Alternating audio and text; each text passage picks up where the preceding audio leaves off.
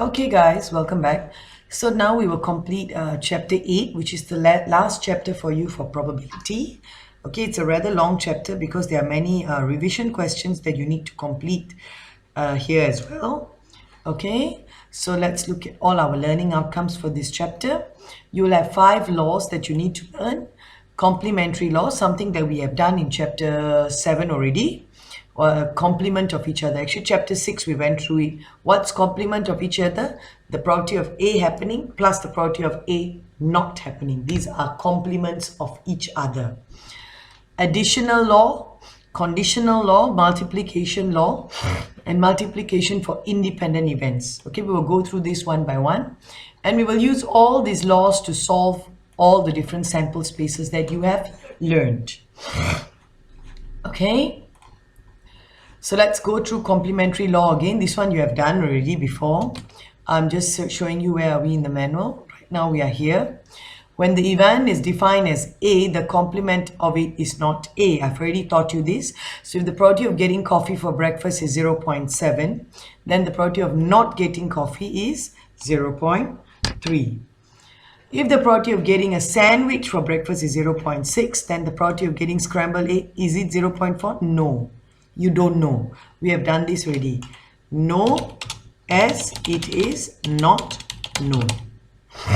Okay, but you know the probability of not getting a sandwich is 0.4. Probability of getting scrambled eggs, you don't know. This is a recap. Okay, so now let's go through addition law. So addition law, okay, when you add something up. Okay, so I'll use the manual first. So to find the probability of event A or B, whenever you use addition law is OR, and if it's OR, and when it's OR, it's always related to union. Okay, addition law is always for the word OR, and it's always related to the sign union. Okay, so you have A union B. What's the formula? Probability of A union B is equivalent to probability of A plus probability of B minus the intersection. Don't worry, this formula is given to you in your exam formula sheet already. Like here, the keyword is OR. Okay, so now remember we did something called mutually exclusive in chapter 6. So what is the meaning of mutually exclusive? When two events cannot happen at the same time. Meaning when I roll the dice, I cannot have 1 and 2 at the same time. Or when I flip a coin, either I get a head or a tail. I cannot get head and tail at the same time, right? This is what you call mutually exclusive. So when two events cannot happen at the same time. So when two events cannot happen at the same time, what does that tell you? A and B, the intersection of A and B will be 0. That's why they are mutually exclusive. Do you see what's going on here? Okay, so mutually exclusive is when two events cannot happen at the same time. When they cannot happen at the same time, meaning the intersection, what's the intersection? A intersection B, that means A and B happening at the same time, right? The intersection will be 0. Can you relate that? Can you see what's going on here? So the proof of mutually exclusive is basically this. That is the proof of mutually exclusive. Do you get what I'm saying? A intersection B will be equal to 0. So when the event is non-mutually exclusive is like when two events can happen at the same time. It rains and I go to work. Can happen at the same time, right? It rains and I go to work. So the intersection is not 0. There is an intersection there. Okay? So recap, union law is probability of A union B equal to whole probability of A plus B minus the intersection. So when you have an event that is mutually exclusive, meaning when two events cannot happen at the same time, meaning my intersection is 0. This question will come out a lot. They'll ask you to prove that the event is mutually exclusive. If the event is mutually exclusive, so you must already know what am I talking about here. If it's mutually exclusive, the intersection is 0. Okay? Okay, so when two events are mutually exclusive, intersection is 0. When they are non-mutually exclusive, it is not 0. Okay, so this is your proof for addition law. Okay, a single die is tossed. What is the probability of getting a 6 or an even number? That is the trick here. The word is or. So if the word is or, I'm talking about union. If I'm talking about union, I refer to addition law, which is this formula. Understand? This is how you analyze a question. 6 or an even number. So we use the addition law formula. The probability of getting a 6 plus the probability of getting an even number minus the intersection. Okay, what's the probability of getting a 6? 1 over 6. What's the probability of getting an even number when you roll the dice? You have 2, 4, 6, which is 3 out of 6. Minus, what is the probability of getting 6 and an even number? It's probable, it can, right? This is non-mutually exclusive.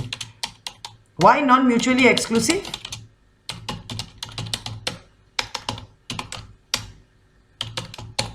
Why non-mutually exclusive? Because 6 and even number can happen at the same time.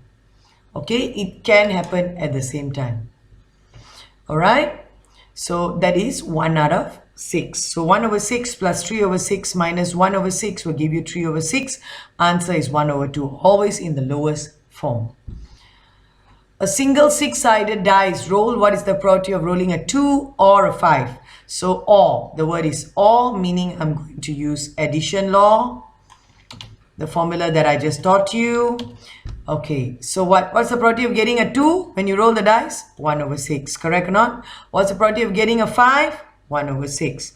What's the probability of getting a 2 and a 5 at the same time? Is it possible? One dice? No, right? So this is what you call mutually exclusive. Understand?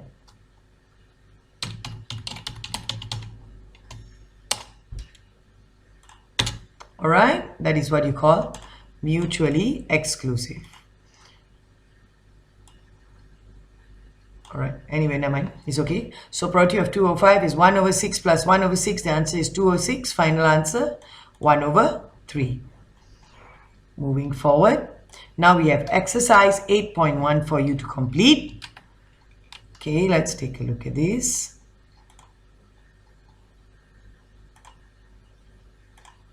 Okay, exercise 8.1 here. So they have just given you this information. You need to put it into a two-way table. So I'll do it with you now. In Invercargill, New Zealand, 62% of the days are cold. So what does this tell you? And 70% are wet. So when you put a two-way table, now you have two information. Cold, not cold. Wet, not wet. Okay, Invercargill, New Zealand, 62% of the days are cold. So total of cold is 0.62. 70% of the days are wet. Wet total is 0.7. 50% of the days are cold and wet. So that says cold and wet is 0.5. Correct? So if this is 0.5, you had 0.62 earlier. This will be 0.12. Okay, then here you have 0.7. This should be 1. This will be 0.3. Total probability always 1. Then you can fill up the rest. Okay, you can fill up the rest. If a day next year is chosen at random, what is the probability that it would be cold or wet? What is cold or wet? Which is union. Union law, we use our addition law. Probability of cold plus the probability of wet minus the intersection. So 0.62, which is probability of it being cold, the total, plus the total probability of it being wet, 0.7, minus the intersection, you get 0.82. That is one way of doing it. The other way that I taught you in chapter 7 was what? Or. Or means union. When you want to find union, what is the other short way of doing it? 1 minus the outside. What is the outside? Not cold, not wet. Correct? So meaning 1 minus not cold, not wet, 1 minus 0.18, you will get 0.82. So whenever they ask you or, they ask you union and you have a two-way table, you just take 1 minus the prime of both. Like they ask you cold or wet, right? So 1 minus not cold, not wet. You will get the answer. Okay? Neither cold nor wet, that means this is 0.18. So like here, you just take 1 minus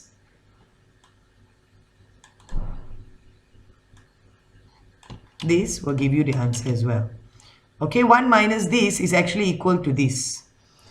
All right, are we good there so far? Okay. Okay, question 2. The data on divorce in Australia for 1988 is shown below. What is the probability is male? This student always get confused. It's either is female or male. So the probability is half, right? Okay, so the probability is half. Had been married for less than 20 years. So less than 20 years, this is it. That's the percentage. You total it up, you get 0.81.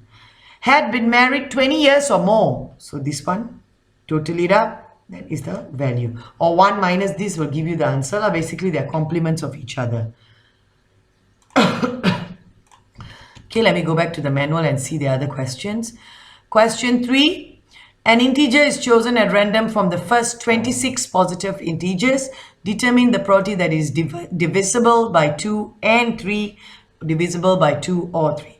So this one is a little bit of a long-winded process. You basically got to write 1, 2, 3. You write it down. It'll be easier for you to see 1 till 26.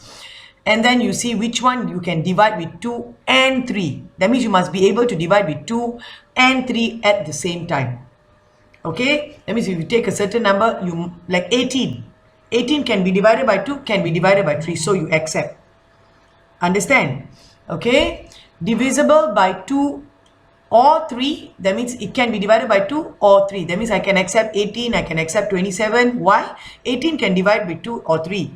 27 can be divided by 3, what?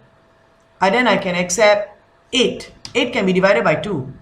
So 2 or 3, that means anything that can be divided by 2 can be divided by 3, you accept. Okay? Alright, moving on. Now, if X and Y are two mutually exclusive events, okay, for which Px is 0.48, Py is 0.36. Display in a two-way table. So now you got to draw this two-way table for me. So when you draw this two-way table out, the intersection should be 0 because this is mutually exclusive. All right, X intersection Y should be 0. Understand? I will write it down for you here.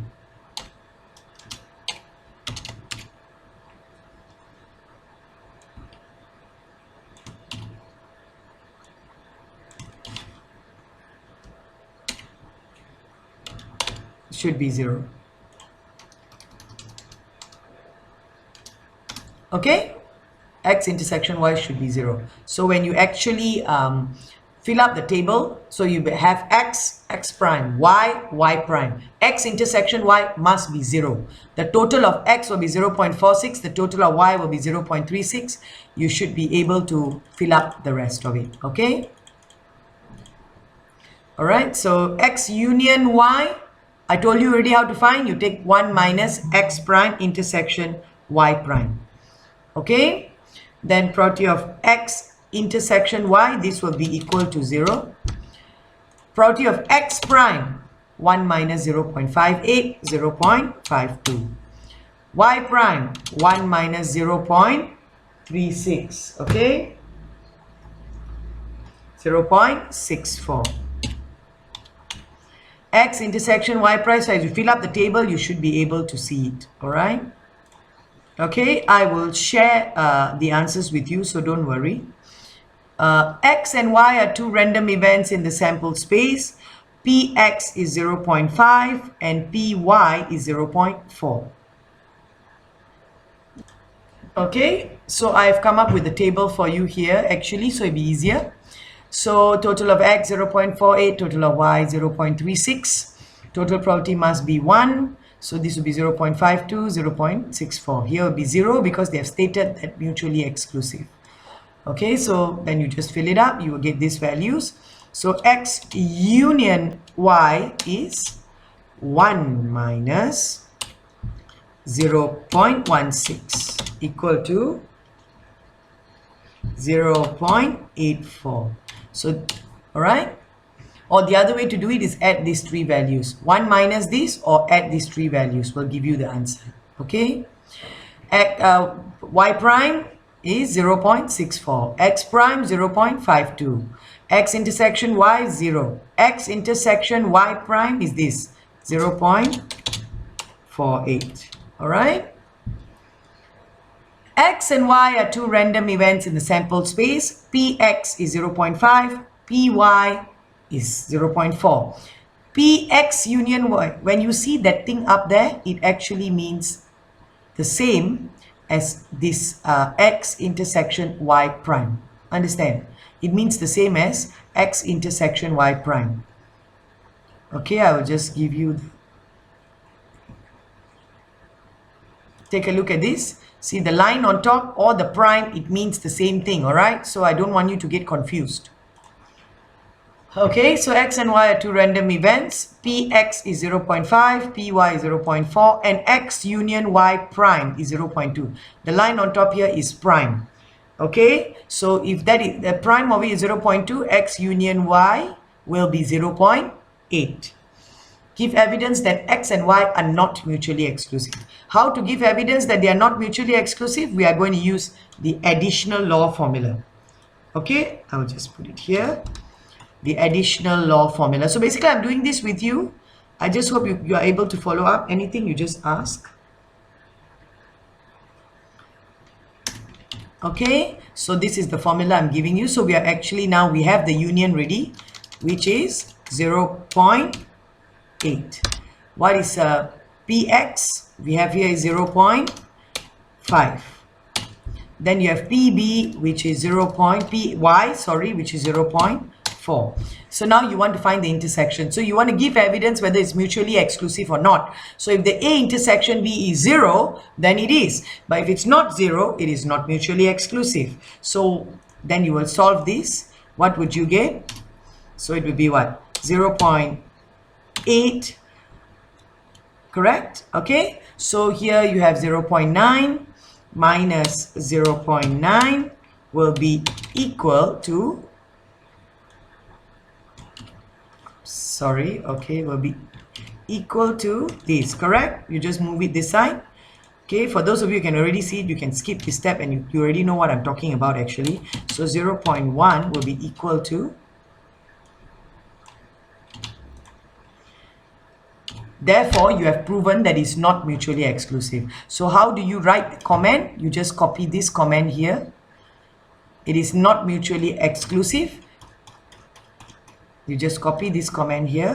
It is not mutually exclusive as X intersection Y is not 0. That's it. Okay?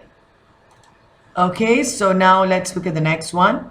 A circular spinner is divided into 4 sectors which subtend angles at the center. This pointer is spun. What is the probability that it stops on tree? So what's the probability it stops on tree? 90 degrees out of 360 degrees. Final answer, 1 out of 4. An odd number. Odd number. What is odd number? This number 1, number 3. Correct? How many degrees is that? So 90 plus 45. Correct? You have 135 out of 360. Okay? Which is 3 out of 8.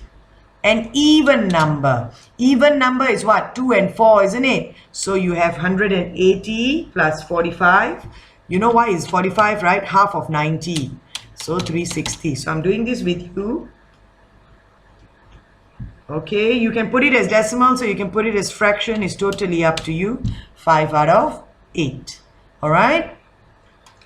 Question 7. A woman traveling to work may choose to walk, catch the bus, or cycle. So down here we will write walk, bus, or cycle. She is 6 times more likely. Okay, I will put it down here. Okay, I will do the working down here. Okay. All right. She is 6 times more likely to go by bus than walk.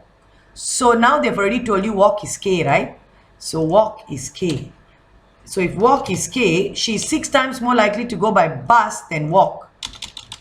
Correct? So 6 K. But 2 times more likely to go by bus than use a bicycle. So bus is actually 2 times more than the bicycle. That's what it means. A lot of students get this wrong. That means this is supposed to be 2 times of this. In other words, cycling is half of this. If taking the bus is twice of this, cycling is half of this, which is 3k. So in total, you have how many k here? 1 plus 6 plus 3, you have 10k. So what's the probability she walks? 1 out of 10. Is k out of 10k, you cross it, is 1 out of 10. She does not walk, complement of each other, 9 out of 10.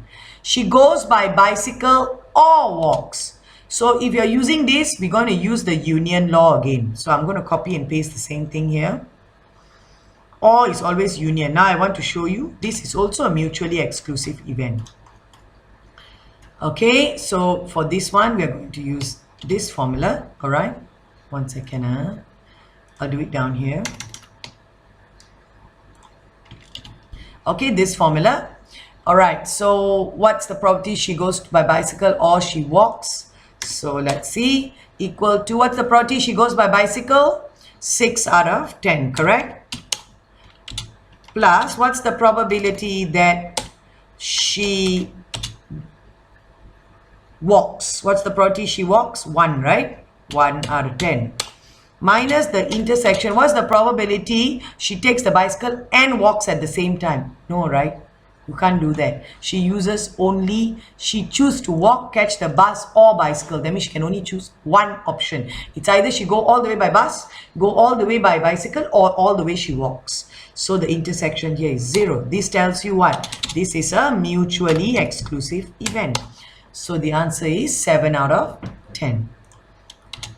So this will be 7 out of 10. All good here? Okay, next one. Let's do the last one here. So the only people in the room when the last chocolate was eaten was Diana, Sage, Anne, Mary, and Becky. So we're going to write their names down. Diana, Sage, Anne, Mary, and Becky. The culprit is equally likely to be Diana as Becky. Okay, so Diana, I call it X, and I will call Becky X also, equally likely one. But half as likely to be Anne-Marie as Sage. So Anne-Marie is half of Sage now. Sage is 3 times of Diana. So if Diana is X, Sage will be 3X. Correct or not? And what will Anne-Marie be? Anne-Marie is half, right? 1.5X. Correct or not? Okay, then we have Becky, which is X. So in total, we have Becky, which is X. And in total, we have how many X? 3 plus 1.5 plus 1. All together, 1 plus 3 plus 1.5 plus 1, which is 6.5X. Correct or not? So what's the probability it is Sage? What's the probability it is Sage? 3 out of 6.5. You plug it into the calculator. Just plug it in the calculator and get it in fraction form. You will get 6 out of 13. What is the probability? It was Diana, Becky, or Anne-Marie. So if Sage is this, Diana, Becky, or Anne-Marie is 1 minus this, right? Which is 7 out of 13. But if you're not happy to do that, you can just take 1 plus 1.5 plus 1. So 1 plus 1.5 plus 1. It will give you 3.5. So 3.5 out of 6.5. You put it in the calculator, you will get 7 over 13 as well. Okay? Alright, so that's about it for your first law, which is addition law. Okay, now we will move on to conditional probability. What is conditional probability? When a condition is put to your probability, okay, such as this. Okay, the sign is this, A given B. Okay, so the conditional probability of an event B in relationship to an event A. Okay, so what is happening here is A given B. That means what's the probability? A will happen given B already happened. That is what conditional probability is. Meaning the word given is there. That is the key word.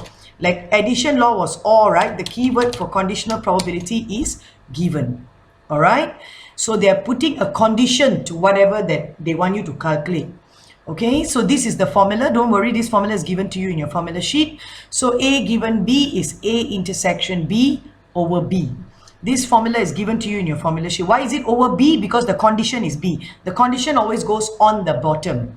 Understand? Condition always on the bottom, because basically what you're doing is when you calculate probability, it's always over the total, right? Like I asked you, what's the probability of getting a B from the alphabet? 1 over 26, correct? So that it's always over the total. But when there is conditional probability, it's always over the condition. So remember this. It's always over the condition, meaning you're making the sample space smaller. All right? So let's look at the first example. This is, I'm following your manual. If I'm looking at the slides, we would be right here now. Okay? If you're looking at the slides, we will be right here. A letter was chosen at random from the set A, B, C, D, E, F, G. So how many you have here? 1, 2, 3, 4, 5, 6, 7. So out of 7, find the probability it was a vowel. So what is vowel? Vowel is A, E, I, O, U. How many vowels you have here? 2, right? So 2 out of 7. So that's quite direct. A consonant, so these two are basically complements of each other. Consonant will be 5 out of 7. The balance would be consonants. Okay, so this is how you calculate normal probability when no condition is given to you. Now there is a condition here. The letter E, given that it was a vowel. Okay, so the letter E, given that it was a vowel. So given, whatever that is said after the word given is your condition. Whatever that is said after the word given is your condition. So let's look at the condition now. Okay, so what is your condition? So we will do the condition first. The condition that it was a vowel. How many vowels you have here? 2. Can you see that? Do you understand what I'm saying here? 2. Out of 2, what's the probability? It's E. 1. So what are you doing here is you're making the set smaller. So the letter E, given that it was a vowel. So now we are only looking at A and E. That means our sample only got A and E. Out of 2, what's the probability was a E? 1. 1 out of 2. The letter B, given that it was a consonant. So whatever that is said after the word given is your condition. Your condition is consonant. How many consonants you have here? 5. So which is, I'm going to show you now. B, C, D, F, G. So out of these 5, what's the probability? It was B. 1. So do you see, this is how you do conditional probability. Okay.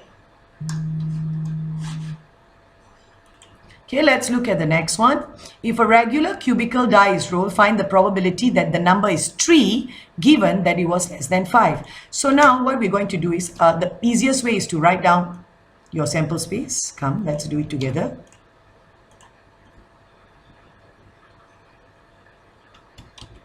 Okay, so you have 1, 2, 3, 4, 5, and 6, correct? When you actually roll the dice, right? So 3, given that it was less than 5. So the condition is less than 5, right? Less than 5, you have how many numbers? 1, 2, 3, 4. Correct? That is less than 5, isn't it? So out of 4, what is the probability? It was 3. 1, right? Can you see what I'm doing here? 1 out of 4. 3, given that it was an odd number. So how many odd numbers you have? 1, 2, 3. Correct? So the condition is out of 3. What is the probability? It was 3. There's only 1. Correct or not? 1, 3, 5. That is your sample space now. So 1 out of 3. 3, given that it was greater than 5. So my condition is greater than 5. Greater than 5, I only have one number, right? Which is 6. Correct or not? And what is the probability? It was 3. Is this possible? No. Now my sample space is 6. Can you get a 3 from there? No. So it's 0. So the probability of this is 0 because the condition put to this is impossible. Your condition is not valid. Okay? Okay, what information can we obtain from conditional probability? You can look into a smaller sample space and see what's going on. Okay? Okay, A or B is more likely to say yes. What does this mean? You are looking at actually the probability which has a higher probability. Okay, what if the conditional probability of the event is the same? E given A is equal to E given B is equal to E. I will show you what this is later. Okay? All right? This one, we will just go through this later, whether it's dependent or independent. Actually, to be very honest, you don't need to use this, but I will show you later when we do the independent and dependent events. So let's look at this exercise, which is also in your slides, I believe. Okay, so this is basically, you can write this down in your manual. Okay, what information can we obtain from conditional probability, the effect of the first event on the second, and whether or not they are dependent or independent. Okay, when a question A or B is more likely, does say yes, depends on being A or B. A and B is the condition. Saying yes is the event. All right. What is the conditional probability of the event? Okay, so that means the event E is independent or does not depend on A or B. So if E given A, what's the probability of E happening given A already happened? What's the probability of E happening given B already happened? And it's the same as the probability of E happening, meaning E is an independent event, does not depend on A or B. Whether A happened already or B happened doesn't matter, E will still happen, meaning it's independent. Okay, so you will understand this further when we are doing independent and dependent events. So let's look at 8.2. This is the solution of 8.2. You can pause and start doing it. Okay, so basically what I would rather you do is, when you do these kind of questions, I will do one with you and the rest you can follow up. Okay, you can use this formula. Okay, use this formula. So E, F given E. So what should be the top? The F intersection E, right? What is the F intersection E? 3, correct? So 3 out of the bottom should be E. Total of E. What's the total of E? 6. Answer will be 1 over 2. I'm using the formula from the conditional probability, yeah? The top should be F intersection E prime. What is F intersection E prime? That means only F, which is 12. Over total of E prime. What is the total of E prime? Everything but E. So it's 12 plus 2, which is 14. Lowest form will be what? 6 out of 7. All right. Same goes to this. E given F. The top would be E intersection F, which is 3. I'm using the formula that is from on top. Over total of F, which is 15. Final answer, 1 out of 5. Okay, so I want you to do the same thing here. What is the probability of A intersection B? 0.3. What is the probability of B given A? So the top should be B intersection A. B intersection A and A intersection B is the same thing. 0.3 over total of A, which is 0.5. Final answer, 3 out of 5. A given B, A intersection B is 0.3 over the total of B, which is 0.6. Final answer, 3 out of 6, 1 over 2. Okay, so basically that's how you do it. So I will leave you to do this on your own. Number 3. Okay, number 4 is the same. A pair of coins was tossed high in the air, given that at least one showed a coin. So I want you to write down the outcomes. A pair of coins, head, head, head, tail. These are the outcomes, tail, head, tail, tail. Now, given at least one showed a head, that means the condition is must at least one show a head. So you can accept this, you can accept this, you can accept this. You cannot accept TT. Okay, so now your condition is that, so out of 3, what is the probability you get 2 heads? 1 out of 3. That is how you answer the question. You understand? Okay, for question 5, I want you to refer back to chapter 6, list and greets. I've given you, basically, I've drawn both the diagrams for you, right? Okay, so basically, refer back to these 2 tables, which is on page 150. You should be able to answer the question, all right? So you just follow a sum of 9. So if you're talking about sum, go back to the total, sum of 9. Given that the sum is greater than 7, so the condition must be greater than 7. So these are the values that you're looking at. 1, 2, 3, 4, 5, 6, 7, 8, 9, 10, 11, 12, 13, 14, 15. Out of 15, what's the probability? It was 9. 4 out of 15. So that's how you do it. Refer back to that page 150. Okay, refer back to these two tables and try to answer the question. Same goes to this question 7 as well. The first one is female, we are following normal, and you're looking for intersection, or you're going to use your addition law. So I'm not going to do it with you. I want you to do it on your own first. Is male given? Follow the conditional probability formula. Prefers penis style given that she is female. So follow the conditional, this one, all right? So I want you to complete exercise 8.3 for this class. 8.2, sorry, 8.1 and 8.2, all right? Let's go back to the slides. These are the answers. So do it and refer back to the answers. If you have any questions, just ask. Try it on your own first. Use the conditional probability. Wherever there is a or, use additional law. Wherever there is given, use conditional probability. All right, all are here. And I've got the working here for question 6, 7. All right, pause as you go along. 8, all of it is there. 9, 10, okay. All right, we will stop at question 10. Okay, so you should be able to manage it.